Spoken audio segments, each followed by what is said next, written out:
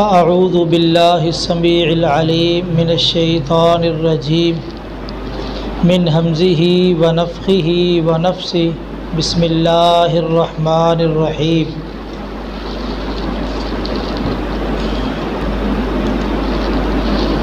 الحج اشہر معلومات فمن فرض فیہن الحج فلا رفث ولا فسوق ولا جدال فی الحج۔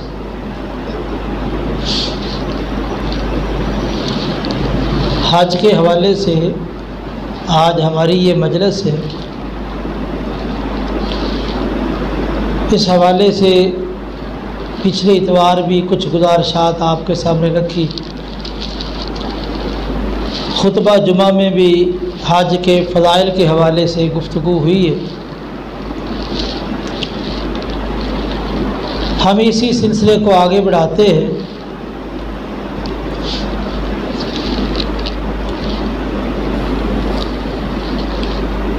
حج کے فضائل کے بارے میں تو آپ سن چکے ہیں کہ یہ اسلام کے 5 ارکان میں سے ایک رکن ہے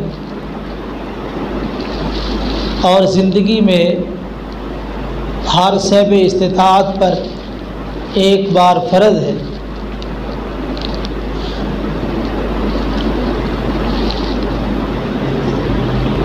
اور حج کے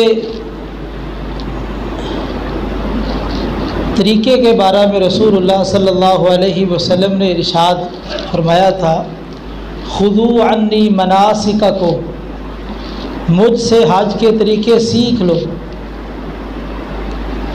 شاید اس کے بعد میری تمہاری ملاقات نہ ہو سکے۔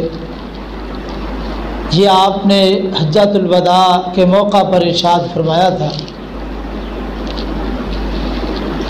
تو اس حدیث سے یہ اشارہ ملتا ہے کہ حج کا طریقہ سیکھنا چاہیے۔ یہ پڑھنے سے، سننے سنانے سے نہیں بلکہ باقاعدہ سیکھنے سے، یعنی پوری توجہ کے ساتھ اس طریقے کو سیکھنا چاہیے۔ کیوں انسان اتنا پیسہ لگا کے وقت نکال کے وہاں پہنچتا ہے اور وہ صحیح معنوں میں حج نہ کر سکے تو حج کے جو فوائد و ثمرات ہے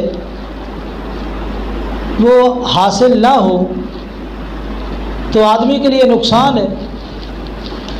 اس لیے حج کے طریقے سیکھنا یہ ضروری ہے تاکہ پورے آداب اور شروط کے ساتھ حج کو ادا کیا جا سکے۔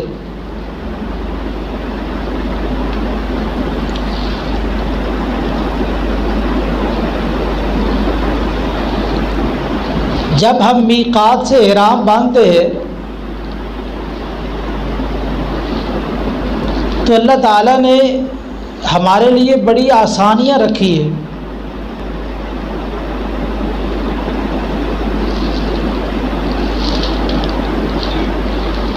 مرد کے لیے 2 احرام کی جو چادریں ہیں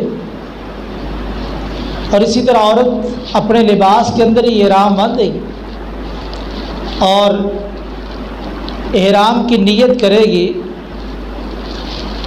تو احرام باندھنے کے بعد ہم زبان پہ تلبیہ لاتے ہیں، لبیک اللہم لبیک، لبیک لا شریک لک لبیک، ان الحمد والنعمت لک والملک لک لا شریک لک۔ یہ تلبیہ جو ہم اپنی زبان سے ادا کرتے ہیں یہ بہت ہی قیمتی الفاظ ہے اور ان کا معنی مفہوم بڑا جامع ہے۔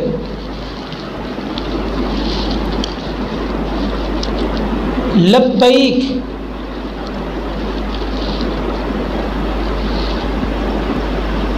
یہ تثنیہ کا صیغہ تھا، لبین آگے یہ کاف آیا تو اس کی طرف اضافت ہوئی ہے، اضافت کی وجہ سے نون حذف ہو گیا، اب لبئی کا بنا ہے۔ عام طور پہ اس کا معنی کیا جاتا ہے میں حاضر ہوں، یہ معنی ہوتا ہے۔ لیکن یہاں تثنیہ کا کلمہ ذکر کر کے اس سے مراد تکثیر ہے، جمع ہے۔ اس کا معنی یہ بنتا ہے لبیک، میں بار بار حاضر ہوں، اور اس کے ساتھ عام طور پہ ایک کلمہ بولا جاتا ہے وسعدیک، تو اس کا معنی بھی یہ ہے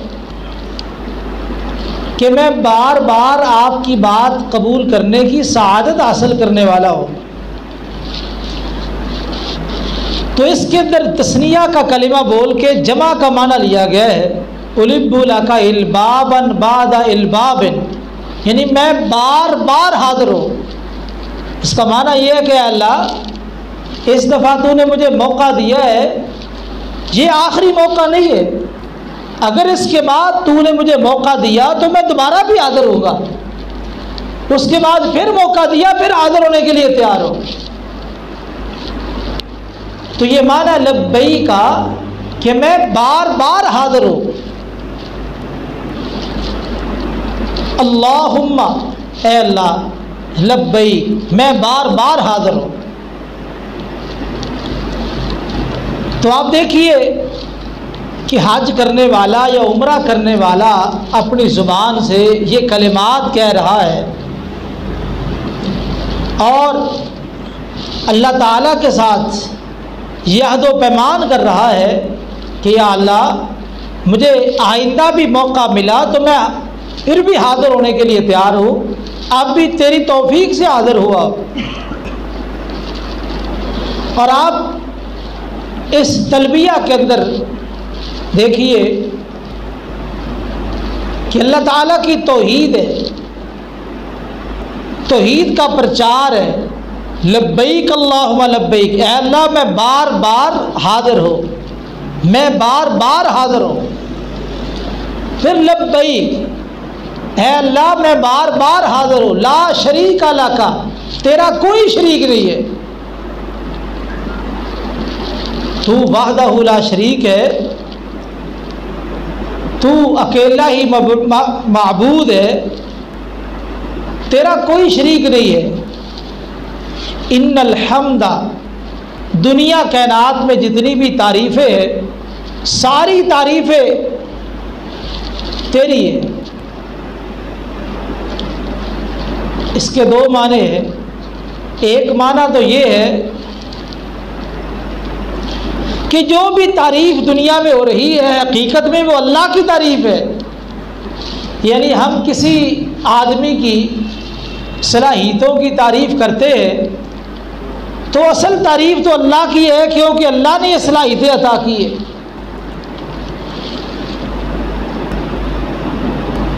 تو اس لیے جس آدمی کی بھی آپ تعریف کریں گے تو وہ تعریف حقیقت میں اللہ کی تعریف ہے۔ تو یہ معنی ان الحمد، بے شک سب تعریف تیرے لیے ہے۔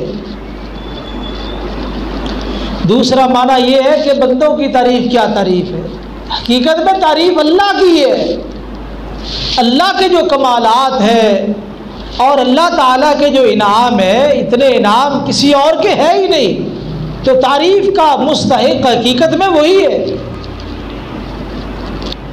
والنعمت، اور اسی طرح دنیا میں جو بھی ہمیں نعمت نظر آ رہی ہے یہ بھی اللہ کی عطا ہے، اور خصوصاً اس مقام پہ نعمت کا ذکر کر کے کہ اللہ تو نے اپنے بندوں میں سے میرا انتخاب کر کے حج عمرے کے لیے بھیجا ہے، تو یہ تیری نعمت ہے، تیرا انعام ہے، میرا کوئی کمال نہیں۔ یعنی حج جیسے عظیم عمل میں بھی اور عمرے جیسے عظیم عمل میں بھی بندہ اللہ کی بڑائی کا اظہار کرتا ہے اور اپنی عاجزی کا اظہار کرتا ہے۔ اللہ تو بڑا ہے، تیری توفیق سے، تیری رحمت، تیرے فضل، تیری نعمت کے ساتھ ہی میرے لیے یہ عمل آسان ہوا ہے، ورنہ میرے اندر یہ طاقت نہ تھی۔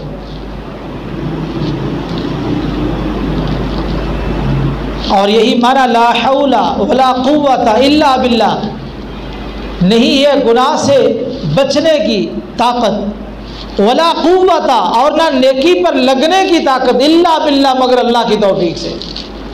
اللہ توفیق دے دے بندہ گناہ سے بچ سکتا ہے، اللہ توفیق دے دے بندہ نیکی کا کام کرتا ہے۔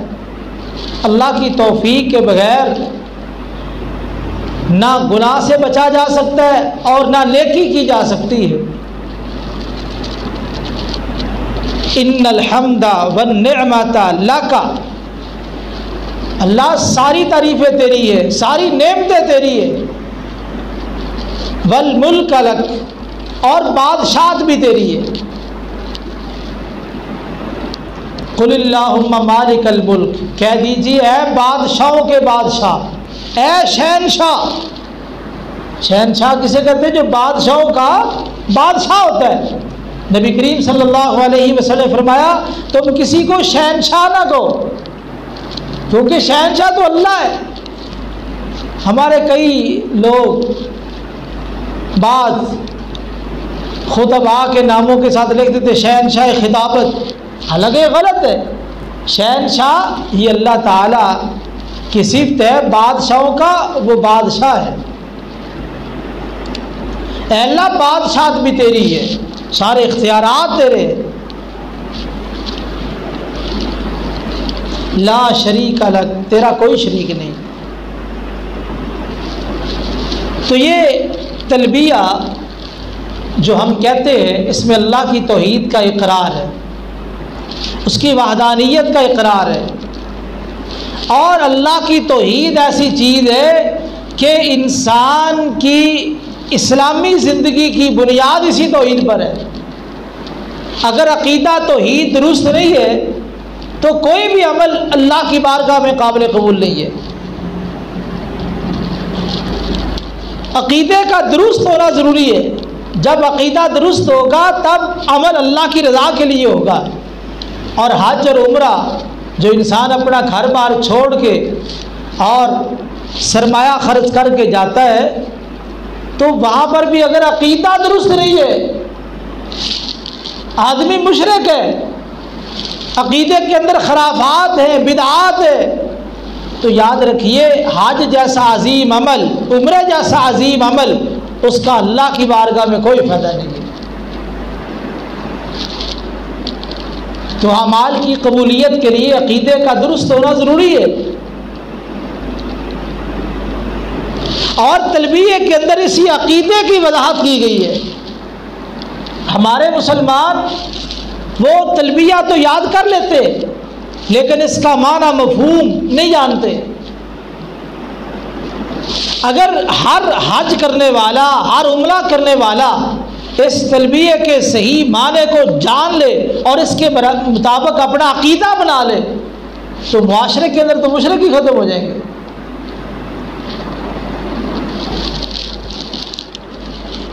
تو اس لیے جس طرح ہر عبادت کے اندر مرکزی رکن عقیدہ ہے، اسی طرح حج عمرے کے اندر بھی عقیدہ بنیاد ہے،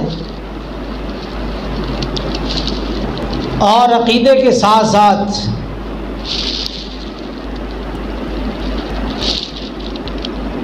دوسرا مسئلہ کہ انسان کا مال حلال کا ہونا چاہیے، اور یہ حلال کھانا یہ بھی عقیدے کے ساتھ ساتھ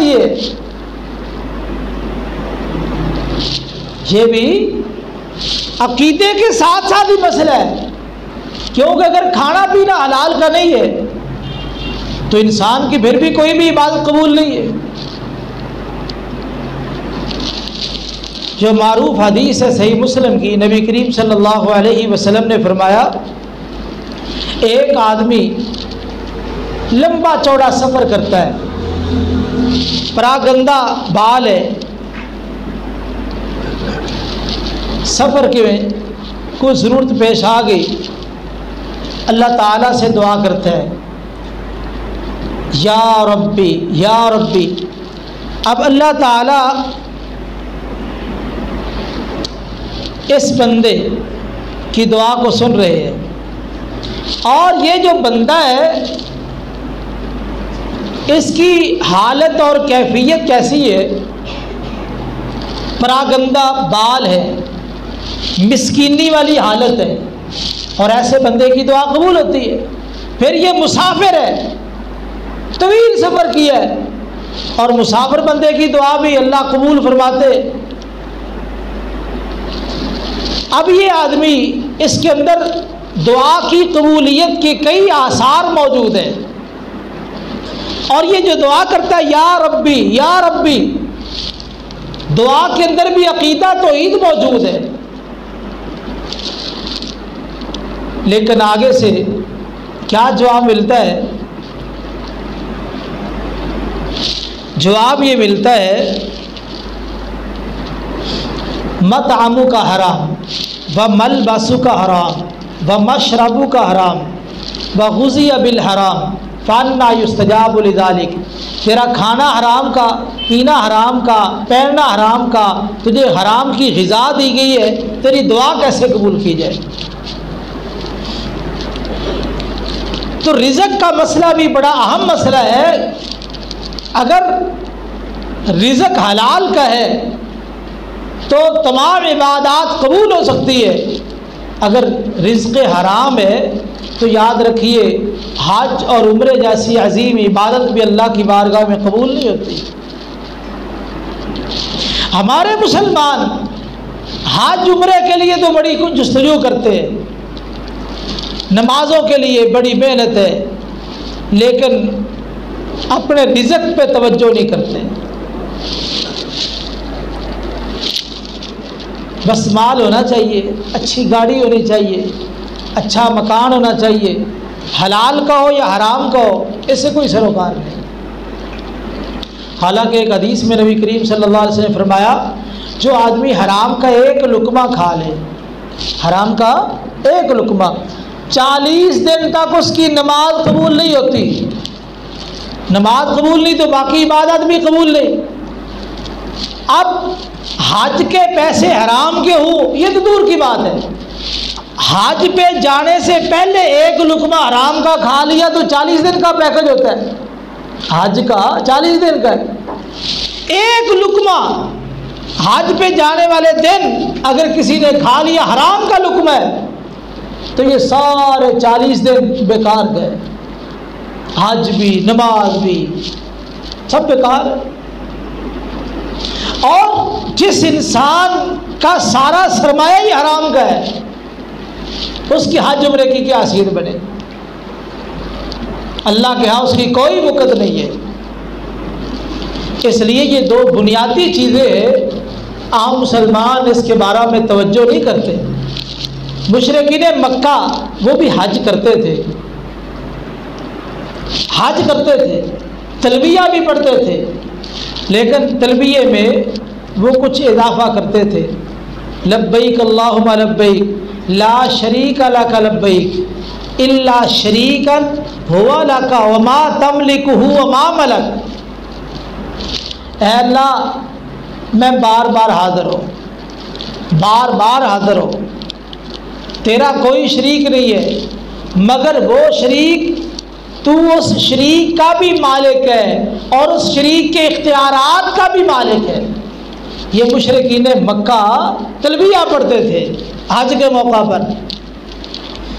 نبی کریم صلی اللہ علیہ وسلم نے فرمایا کیا پڑھتے لبیک اللہم لبیک لا شریک لک لبیک، فرمایا قدن قدن، یہاں پہ رک جاؤ، یہاں تک عقیدہ تو عید ہے، آگے الا شریکن ہوا لک وما تملک وما ملک، یہ آگے جو عقیدہ باطل ہے۔ کیا مانا؟ مشرکین مکہ کا یہ عقیدہ تھا کہ اللہ تعالیٰ نے اپنے اختیارات اپنے پیاروں کو دے رکھے،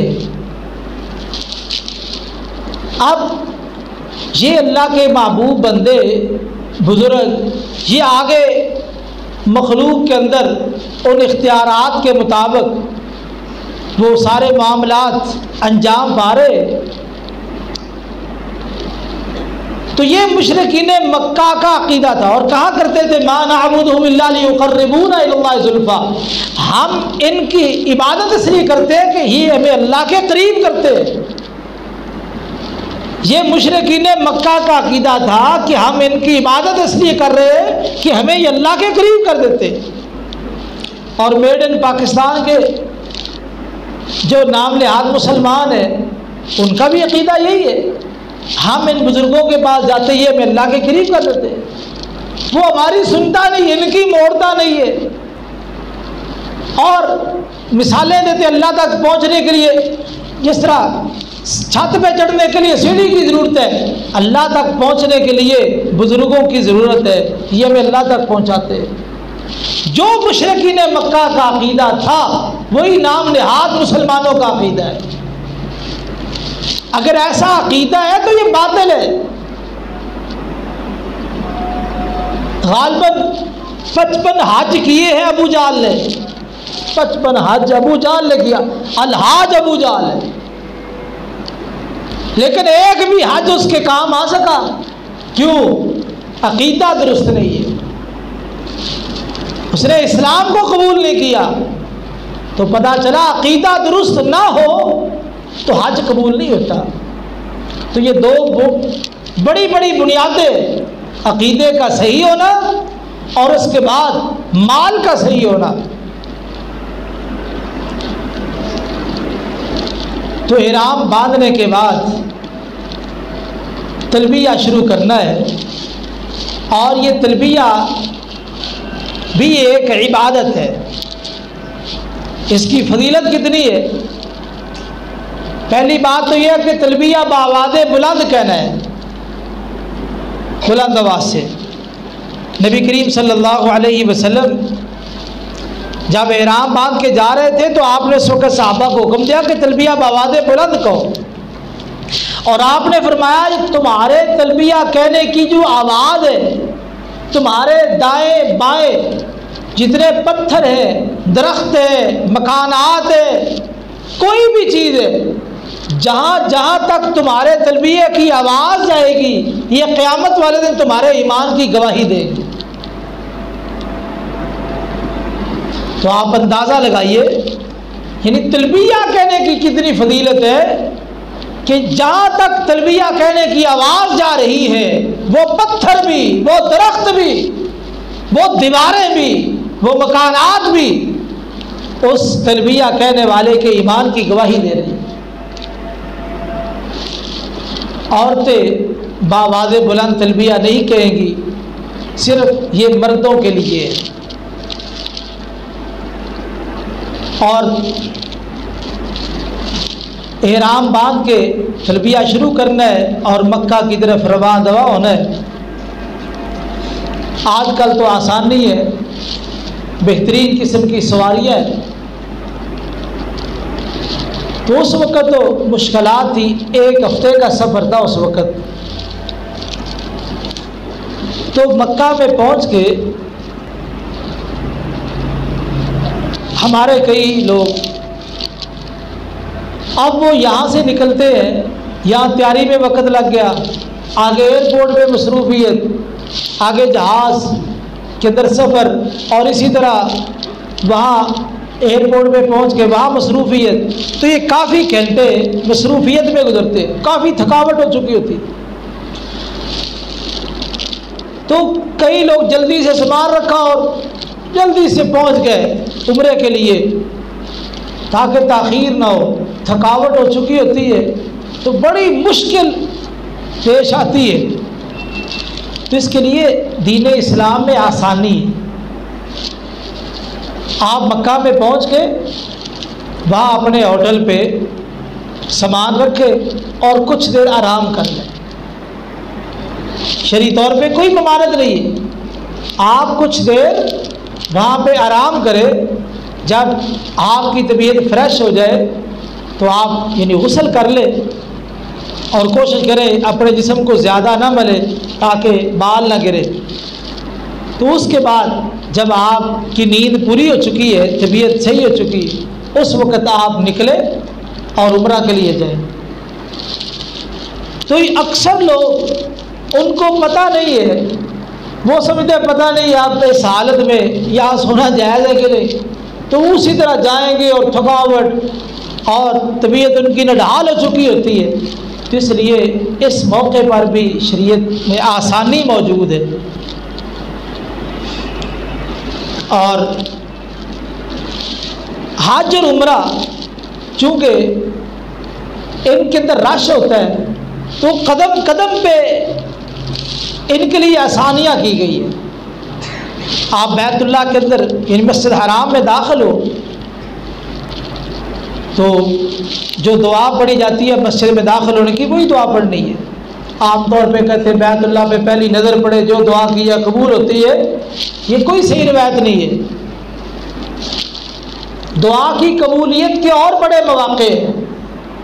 بیت اللہ پہ نظر پڑے اور اس وقت دعا کرنا یہ صحیح حدیث سے ثابت نہیں ہے. مسجد حرام میں داخل ہو کے تو حجر اسود کے سامنے آنا ہے.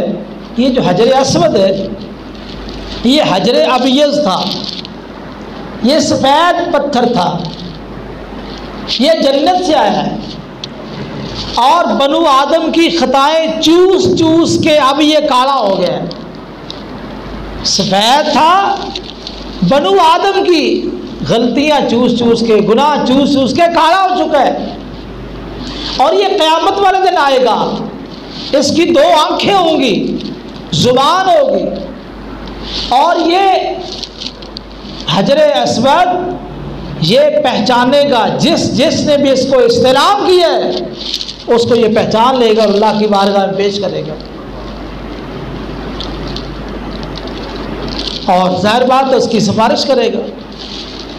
ایک حدیث میں فرمایا یہ حجر اسود اور مقام ابراہیم جو بیت اللہ کے ساتھ وہ ایک جنگلہ سا اس کے اندر پتھر ہے، پتھر کے اوپر جناب ابراہیم علیہ السلام کے قدموں کے نشان ہیں.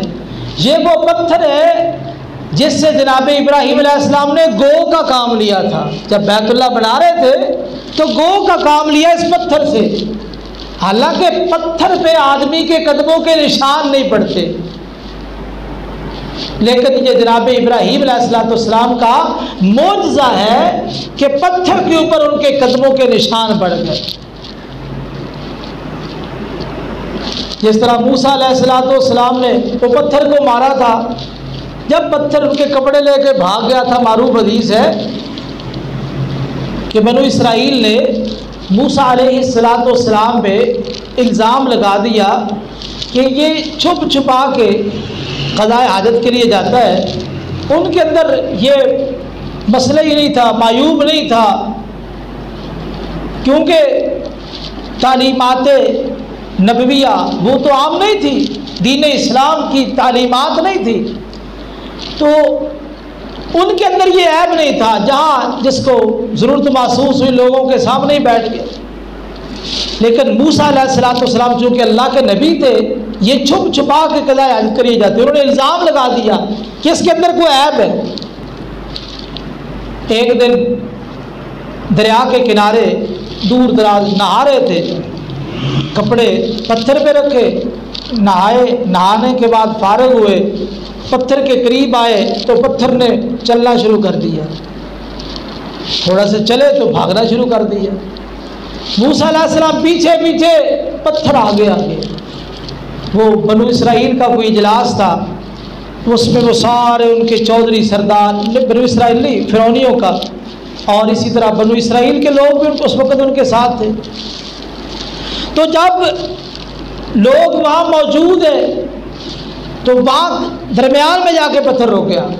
موسیٰ علیہ السلام کو سارے لوگوں نے دیکھا یہ تو بہترین حالت میں، اس کے اندر تو کوئی عیب نہیں ہے. اس کے ذمن میں یہ بات بھی ذہن میں رکھے، اللہ نے اپنے نبی کا ننگا ہونا تو برداشت کر لیا لیکن نبی کا عیب برداشت نہیں کیا. عیب بہت خطرناک ہے. یہی وجہ کوئی نبی عیب والا نہیں تھا، عیوب سے پاک تھے نبی. جسمانی لحاظ سے، روحانی لحاظ سے، ہر عیوب سے نبی پاک ہوتے ہیں. اب موسیٰ علیہ السلام نے جلدی سے کپڑے پہنے، اپنا وہ عصا پکڑا، اس لاٹھی کو پتھر کے اوپر 5 یا 6 ڈنڈے مارے اس پتھر کے اوپر، تو حدیث میں آتا کہ پتھر کے اوپر نشان پڑ گئے. عام بندہ پتھر میں مارے تو نشان نہیں پڑے گا، یہ نبیوں کا معجزہ ہے، موسیٰ علیہ السلام کا اور اسی طرح ابراہیم علیہ السلام کا، کہ پتھروں کے اوپر نشان پڑے ہیں۔ تو نبی کریم صلی اللہ علیہ وسلم فرمایا یہ مقام ابراہیم اور حجر اسود یہ جنت کے موتیوں میں سے 2 موتی ہیں، جنت کے موتیوں میں سے 2 موتی ہے۔ اللہ نے ان کے نور کو مٹا دیا ہے، ختم کر دیا ہے۔ اگر اللہ ان کی نور کو نہ مٹاتے، یہ اپنی اصلی حالت میں ہوتے تو سورج کی چاند کی ضرورت نہیں تھی، پوری دنیا کو یہ مقام ابراہیم اور حجر اسود دونوں روشن کر دیتے، یعنی اتنے یہ خوبصورت تھے، روشن تھے، تو اللہ تعالیٰ نے ان کے نور کو مٹایا ہے۔ یہ حجر اسود ابراہیم علیہ السلام جب بیت اللہ بنا رہے تھے تو چونکہ اللہ تعالیٰ نے یہ بات تو الہام کر دی کہ یہ وہ گھر ہے جس کا طواف ہوگا، اب طواف کے لیے کہاں سے آغاز کرنا ہے؟ تو انہوں نے اسماعیل علیہ السلام کو کہا کہ ایسے کرو، کوئی ایسا مخصوص پتھر لے کے آؤ جو ایک کونے میں لگا دے، جو علامت بن جائے کہ یہاں سے طواف شروع کرنا ہے۔ تو اسماعیل علیہ السلام جب گئے تو اس وقت ان کے دل میں القاء کیا گیا یہ حجر اسود کے حوالے سے۔ حجر اسود کے حوالے سے ایک بات یہ بھی ذہن میں رہے، ویسے تو یہ شروع سے ہی بیت اللہ کے ساتھ ہے۔ 3 صدی ہجری میں کرامتیہ ایک گروہ تھا، کوفہ کے اندر یہ لوگ تیار ہوئے اور ان کے بڑے باطل عقائد اور نظریات تھے، مسلمانوں کے یہ دشمن تھے، خارجی قسم کے لوگ تھے۔ انہوں نے 12,000 کا لشکر تیار کیا اور ان کو پوری ٹریننگ دی۔ ٹریننگ دینے کے بعد موسم حج کا انتظار کیا۔ جب حج کا موسم آیا تو میدان عرفات کے پیچھے جو پہاڑ ہے، تو پہاڑ کے پیچھے یہ سارا لشکر آ کے بیٹھ گیا۔ جب حاجی آئے عرفات کے دن میں تو وہاں پر انہوں نے اچانک ہلہ بول دیا، بڑے حاجیوں کو شہید کیا، اور پھر یہ لوگ وہاں سے آئے مسجد حرام میں، یعنی بیت اللہ کے ساتھ جو لوگ طواف کر رہے تھے ان کو قتل کیا، بیت اللہ کی تعظیم اس کو پامال کیا، حجر اسود کو نکال لیا اور یہ حجر اسود کو نکال کے اپنے علاقے میں چلے گئے۔ 20-22 سال تک حجر اسود کے بغیر بیت اللہ رہا ہے۔ 20 یا یہ 3 صدی ہجری کا واقعہ ہے۔ کرامتیہ جو ایک باطل فرقہ تھا اس نے یہ حجر اسود کو نکالا تھا، بعد میں پھر یہ حجر اسود کو لایا گیا اور بعد میں اس کے 2 ٹکڑے ہو چکے تھے، پھر اسی طرح اس کو جوڑ کے اس کونے پہ رکھ دیا گیا جو اس کا اصل مقام تھا۔ تو یہ حجر اسود جو ایک تاریخی پتھر ہے، جنتی پتھر ہے، تو یہاں سے طواف کو شروع کرنا ہے اور وہاں پہ لکیر لگی ہے، تو وہاں پہ اب اس کو بوسہ دینا، ہاتھ لگانا، یہ تو بہت مشکل ہوتا ہے۔ تو تیسری بات استلام کرنا، اور یہ دیکھیے صرف ہمارے دل کا معاملہ ہے، دل کو تسلی تو تب ہوتی ہے بندہ بوسہ دے، ہاتھ لگائے، لیکن ہاتھ لگانا، بوسہ دینا، اشارہ کرنا، یہ تینوں کا درجہ برابر ہے۔ یہ ہم اطمینان قلب کے لیے کوشش کرتے ہیں، لیکن تینوں کا درجہ برابر، تینوں کی فضیلت برابر ہے۔ وہاں پہ تھکم بیل نہیں، کسی کو تکلیف اور اذیت نہیں دینی۔ تو جتنی آسانی والا معاملہ ہو اپنے بھائیوں کے لیے خیر خواہی آسانی والا معاملہ کرنا ہے۔ تو آپ استلام کر کے وہاں سے حجر اسود سے آپ یعنی دائیں طرف بیت اللہ کی یعنی دائیں طرف سے آپ چکر شروع کریں گے۔ تو یہاں پہ جب آپ نے چکر شروع کرنا ہے، جب احرام باندھنا ہے میقات پہ، اس وقت سیام جس طرح چادر آپ ڈالتے ہیں، یہاں پہ پہلا اگر جو آپ نے طواف کرنا ہے اس کو طواف قدوم کہتے ہیں، یعنی جب آپ پہلی دفعہ وہاں پہنچے ہیں طواف قدوم ہے، اس وقت آپ نے اپنے کندھے کو ننگا کرنا ہے، دائیں کندھے کو ننگا کرنا ہے، اور آپ نے یعنی حجر اسود سے شروع ہونا ہے اور 3 چکروں میں رمل کرنا ہے۔ یہ جو کندھا ننگا کرنا ہے اس کو عربی کے اندر اجتباع کہتے ہیں۔ یہ صرف طواف قدوم میں جو پہلا طواف آپ جا کے کر رہے ہیں اس میں، اور 3 چکروں کے اندر کندھا ننگا کرنا بس۔ اور صرف مردوں کے لیے، یہ پچھلے دنوں یہ رمضان کے اندر ایک ویڈیو وائرل ہوئی تھی، ایک لڑکی نے کندھا ننگا کیا ہوا تھا۔ تو یہ اصل میں بڑے پلان کے ساتھ مسلمانوں کے اندر ایسے فسادات پھیلائے جاتے ہیں اور شر انگیزی پھیلائی جاتی ہے، تو یہ درست نہیں، صرف مردوں کے لیے، عورتوں کے لیے نہیں ہے۔ تو یہ طواف وہاں سے آپ نے شروع کرنا ہے، اور 3 چکروں میں دڑکی یعنی کندھوں کو ہلانا ہے۔ دوڑنا تو وہاں مشکل ہو جاتا ہے کیونکہ رش ہوتا ہے، تو بہرحال کم از کم ویسی حالت بنا لے۔ نبی کریم صلی اللہ علیہ وسلم نے جب عمرہ کیا تھا نا، عمرۃ القضاء، تو مشرکین مکہ وہ ایک کونے پہ بیٹھ گئے، اور 3 دن کے لیے جب اجازت دی تھی عمرے کی، مشرکین نے کہا کہ مسلمانوں کو یثرب کے بخار نے کمزور کر دی ہے، ان کے اندر تو طاقت ہی کوئی نہیں ہے، ہمت ہی کوئی نہیں ہے۔ تو یہ باتیں انہوں نے کی، تو نبی کریم صلی اللہ علیہ وسلم کو یہ بات پہنچی، تو اللہ تعالیٰ کے حکم سے آپ نے کہا کہ تم ایسے کرو، ایک تو کندھے ننگے کرو، دوسرا یہ ہے کہ 3 چکروں میں تھوڑی سی دڑکی لگاؤ۔ یہ کافر سامنے بیٹھے دیکھ رہے ہیں تاکہ ان کو پتہ چلے مسلمانوں کے اندر بڑی قوت ہے، ان کو اپنی قوت دکھلاؤ۔ تو یہ ریاکاری ہوتی ہے کہ عمل کے اندر ریاکاری، وہ مسلمانوں کے اندر، کفار کو تو اپنی طاقت دکھانی چاہیے تاکہ ان کے دل و دماغ میں تمہارا غلبہ رہے، تمہاری قوت رہے، اور ان کو حملہ کرنے کی جرت نہ ہو۔ تو آپ نے کہا کہ چونکہ وہ بیٹھے ہیں 3 طرف ان کی نظر پڑ رہی ہے، تو آپ حجر اسود شروع کریں یا رمل کرتے جائیں۔ اب رکن یمانی حجر اسود کے درمیان ان کی نظر نہیں پڑ رہی، میں یہاں چلو وہاں دوڑو، 3 طرف آپ نے دڑکی لگانی ہے، اور ایک کونے سے دوسرے کو، رکن یمانی سے حجر اسود تک یہاں چلنا ہے، یہاں دوڑنا نہیں ہے۔ کیوں؟ ان کی نظر نہیں پڑی، دکھانا تو ان کو ہے۔ تو 3 چکر اس طرح لگانے ہیں۔ تو یہ تو اس وقت کا مسئلہ تھا۔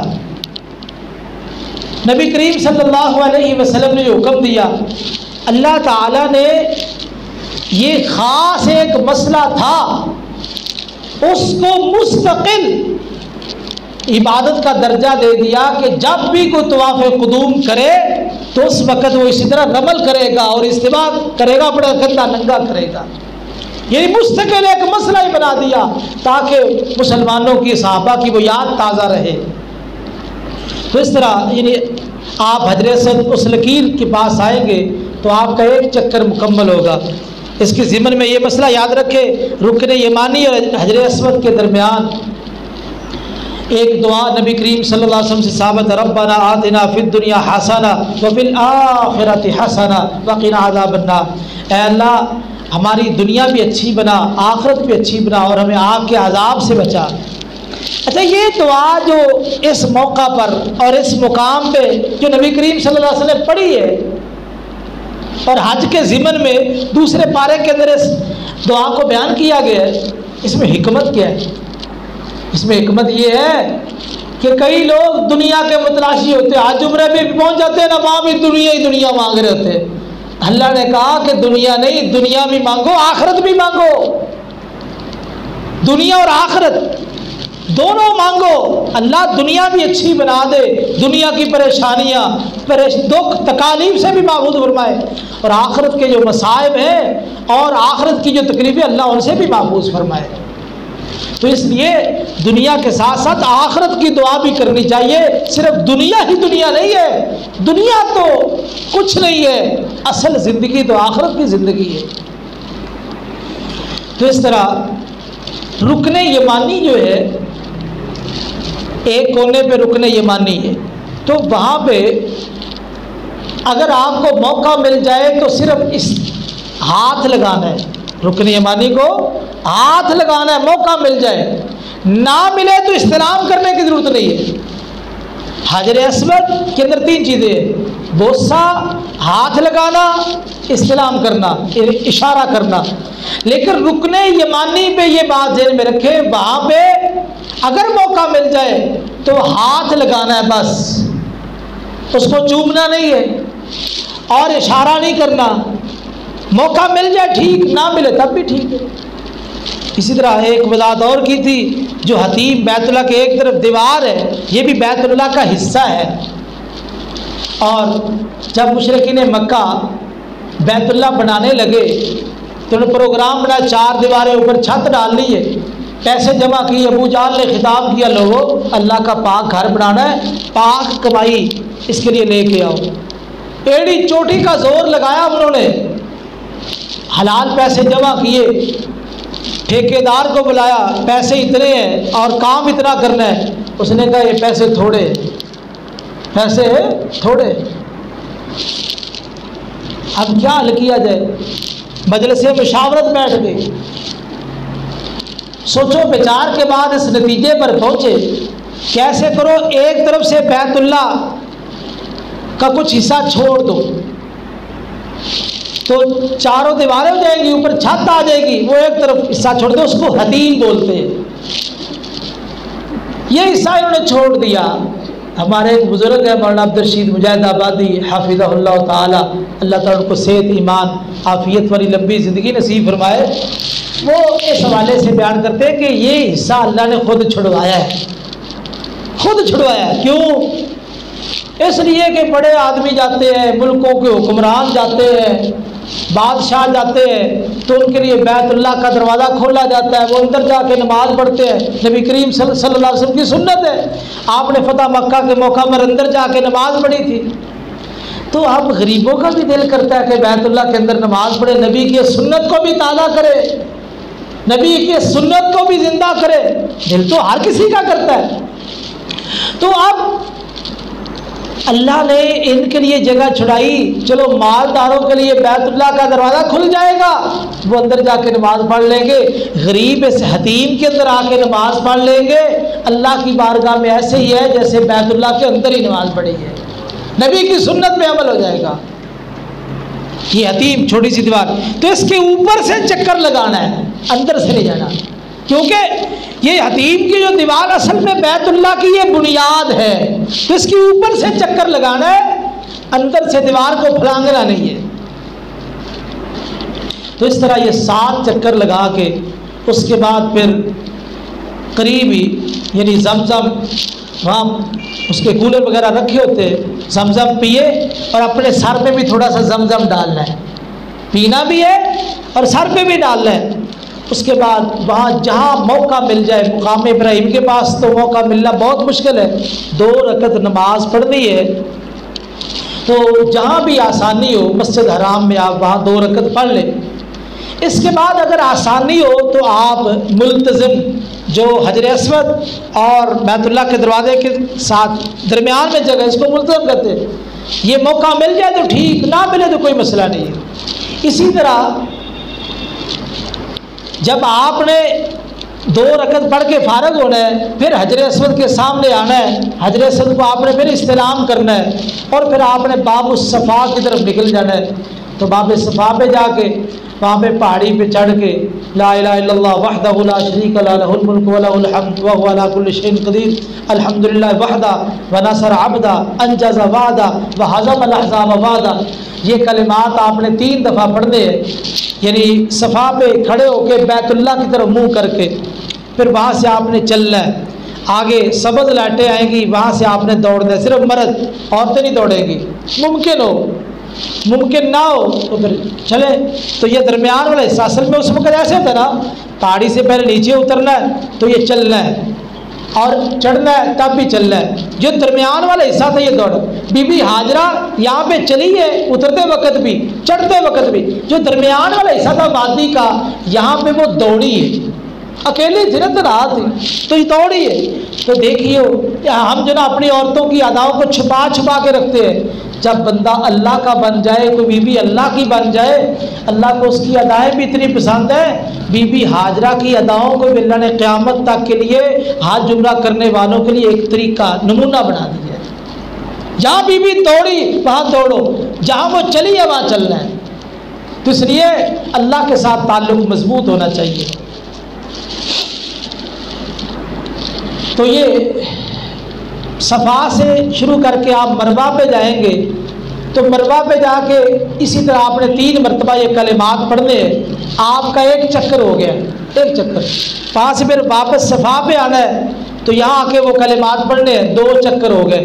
اس طرح 7 چکر پورے کرنے. آخری چکر آپ کا مروہ پہ ہوگا. بعض لوگ 14 چکر لگاتے ہیں. 14 چکر نہیں ہے، یہ 7. صفا سے مروہ تک ایک چکر، وہاں سے واپسی دوسرا چکر، اسی طرح تیسرا چکر. اس طرح 7 چکر ہے. اور مروہ پہ جب آپ اختتام کر لیں تو وہاں پر پھر جو ہے آپ نے اپنی حجامت بنوانی ہے. اس کے قریب وہاں انتظام ہے، تو حجامت بنوانے کے بعد آپ وہاں اگر انتظام ہے تو آپ جو ہے نا کپڑے وغیرہ ساتھ تو نہیں ہوں گے، اپنے ہوٹل پہ چلے جائیں، وہاں آرام کھولیں اور اپنا لباس عام پہن لیں. آپ کا عمرہ مکمل ہو چکا ہے. تو یہ عمرہ ہے. اور اسی طرح حج کا طریقہ بیچاری مکمل ہے. چلو اب شیخ صاحب سے ہم سیکھتے ہیں. تو اللہ تعالیٰ سے دعا ہے کہ اللہ تعالیٰ ہمیں حج عمرے کی سعادت نصیب فرمائے. تو یہ عمرے کا طریقہ میں نے آپ کے سامنے بیان کیا ہے. اب عمرے کا طریقہ بھی حج کا طریقہ بھی وہ شیخ تفصیل سے بیان کریں گے، اور ساتھ جو انشاءاللہ آپ اپنی آنکھوں سے نظارہ بھی کریں گے تاکہ طریقہ سیکھنے میں آسانی ہو جائے. اللہ تعالیٰ ہمارے حال پہ رحم فرمائے اور ہمارے اندر عبادات کا ذوق اور شوق پیدا فرمائے.